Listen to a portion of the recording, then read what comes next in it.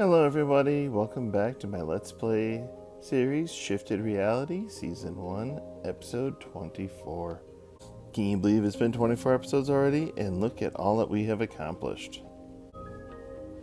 We have automatic redstone gates, massive towers, huge amount of storage, an ancient library filled to the brim with books, way more than is reasonable.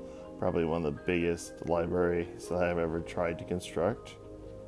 And then here we have our main keep, which on the top we were planning on putting in a hanging garden. Now if you don't know what the hanging garden is, it's basically the top level of this is going to be decorated as a garden, and then there's going to be leaves and bushes, hanging down and drooping their greenery and off the edge and spilling over the sides. However, I also want to add into the lore. I've made a couple references that we are going for a Mad King vibe, and I'm thinking, a fancy hanging garden, probably not on the top of his to-do list as far as maintenance and spending money. I'm sure he's out there spending all of his emeralds on recruiting his piglin soldiers to march on foreign lands. And of course, last episode we were doing some infrastructure work, connecting our base across the river to Biases. And I'm thinking the easiest way to go about making this look run down and not all that well of a maintained garden is to do the normal things you would do when you're building a garden. Except instead of using the green grass or green moss or leaves or flowering azalea bushes, now for the purpose of this garden we are going to use the new Pale Garden, moss blocks, and other new features, just because we are going to be looking at using this to create what looks like it used to be a really fine garden, but now it's all gone dead. Maybe we'll even sneak a creaking or two up in here. Come along, let's get going. The Pale Garden blocks just came out, but I am assuming that this is going to work just like any other moss block. Yep. As you bone mill, it grows and expands. I actually wasn't expecting the green grass, to be honest with you. But we're going to leave that in there for now. And we're just going to keep expanding this until we have some pale moss all the way around the top here. There we go. Now all looking kind of dead and gray on the ground, and yet simultaneously overgrown with weeds. Oop, I missed a spot. There you go. I think this pale moss might be my new favorite stand-in for gravel. I mean, listen. You don't get that annoying crunch that you get when you walk over gravel. If you need to break something and reapply it, it will always drop as itself. You won't have to actually break it and get flint and then have to go back and get some more or anything like that. And it's not gravity prone, so next time you need to work with gravel for decorations, consider the pale moss. And of course, the first thing we need to do is finally put in the ramp or stairs that will allow you to go from the bottom all the way up to the top of this main keep, just so that people can actually visit and get up here, which is an important thing for me. Sometimes we build things for decoration purposes, such as our roofs and such, but if you're building something that you want people to be able to come up and see in person, whether it's a fictional characters in the lore of the world or other players, you always need to make sure there's a convenient way to get up and down.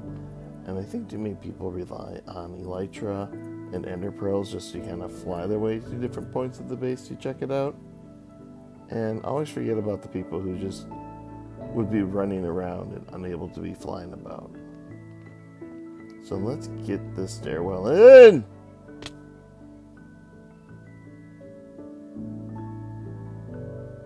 Oh, thank goodness for Featherfall boots. So now I have the new blocks laid out here as I'm trying to look and contemplate what they can be used for, and I put a bone block next to it for comparison on the color and texture of it. The bone block next to the stripped white oak actually works quite well as a subtle texture difference in a wall. that's something to keep in mind. And the new resin blocks are just so vibrant, so popping bright in your face. I don't think that will work well for our stairwell, but I do think this is going to work well for kind of a look back at what the garden used to have the potential for before it kind of died off and became dull and gray. So we're going to keep that in mind for the very top, but we're going to make our stairwell out of these blocks. Because look at that transition. And actually, if we turn this, now let's look at it from this angle. See how we can get the stripes to line up between that trapdoor and the white oak stairs? I might take advantage of this. Well, as it turns out, we were wrong. Train had absolutely nothing to do with the zombies in our base, and well, you think we might have gotten a little overboard with the Krakens. So let's get over here and see if we can't help them clear them out. Hi, buddy. Yeah, he definitely hasn't found them all yet, so we will get to work at this. Because remember, folks, when the joke is over and the game is no longer funny, it's time to help your friends and your server mates clean up a mess that you caused. Ultimately, these guys are doing no real damage, but it can be annoying if there's a lot of them, prevent you from tracking it down. So we are helping them dig them up and just place them here inert. Because as I said, since it was a prank against him, he is free to utilize the resources however he wants going forward. If he decides he wants to make a resin farm or otherwise utilize the creaking, that is up to him to use. Okay, so I've now picked up 3/4 of the creaking hearts that I placed on his base. And I know he picked up some already, so that might be all of them. But we're just going to let the sun set and wander on his base just to be sure I didn't miss any anywhere.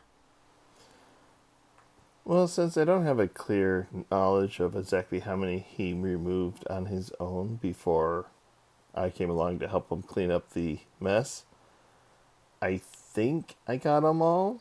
I spent the entire night at his base and there were no extras. But just in case, and make sure there's no hard feelings, I did give him a bunch of the new flower types.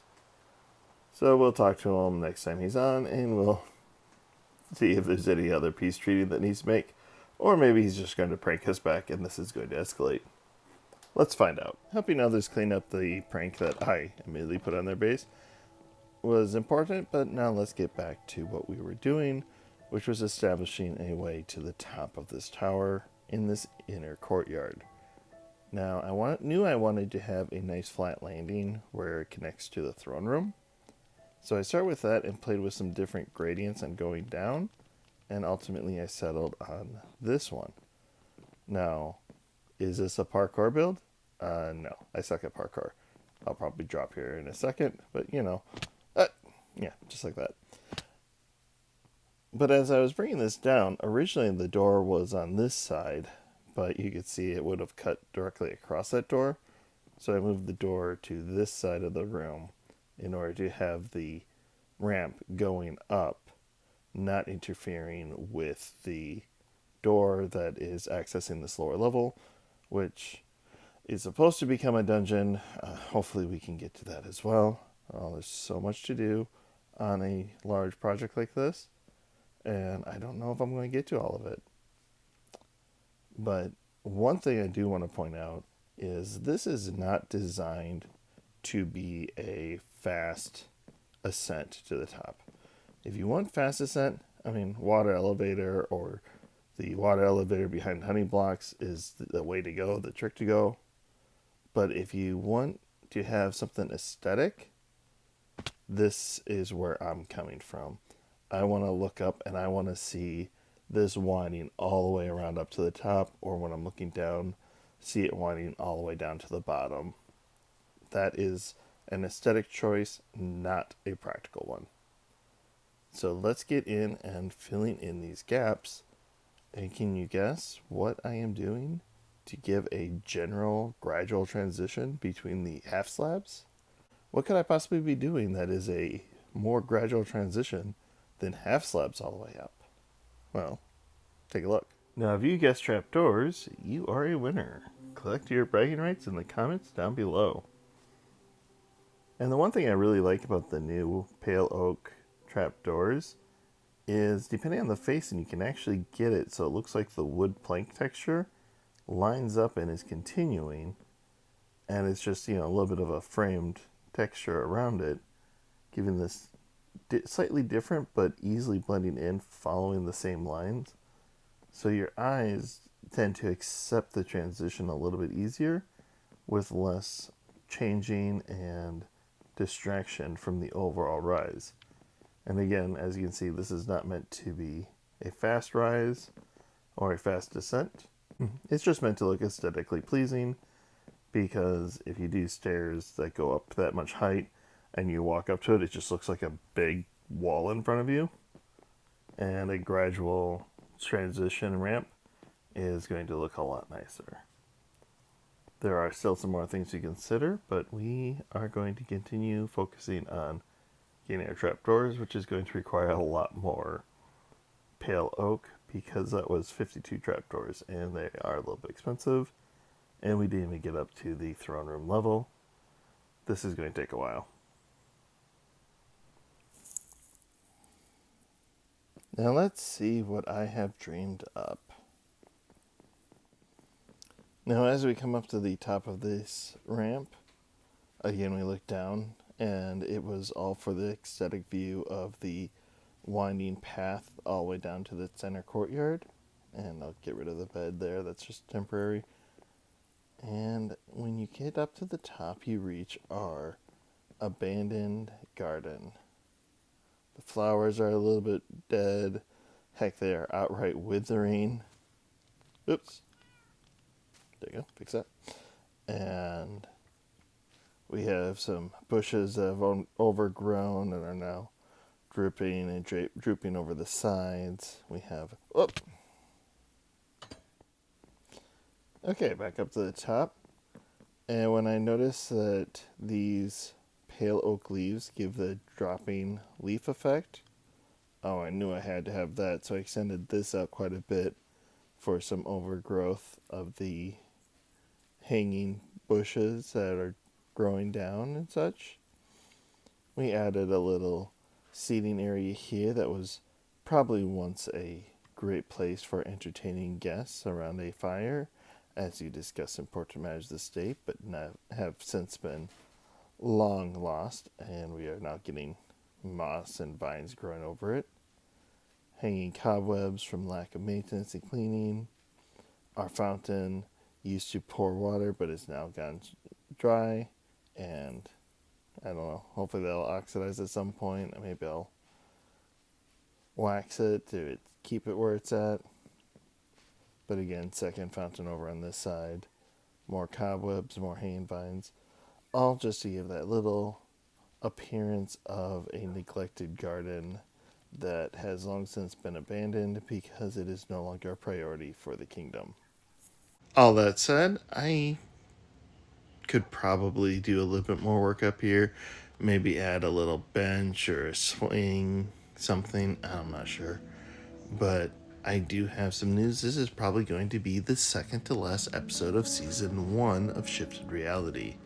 And the reason for that is most of their members of the SMP have since stopped working on their bases because they feel like they have reached a completed stopping point, and there's only a couple of us that are still actively building and expanding New Horizons. So they thought, with the upcoming holiday season and a lot of people having time off for vacation, that maybe it is the best time to start a new season. But I do still have one more episode I am going to make off of this base, but it is just going to be building the fireworks to set off on December 31st at midnight to celebrate my subscribers. We are going to be doing this a bit early, so I apologize if you subscribe between now and December 31st. I may not be able to get you included in the count of unique fireworks, but we will have a great show. Again, one unique firework for every subscriber that I currently have. So, do subscribe and check out how many fireworks and watch the show that will be going off on New Year's Eve. Have a good one, everyone. Bye.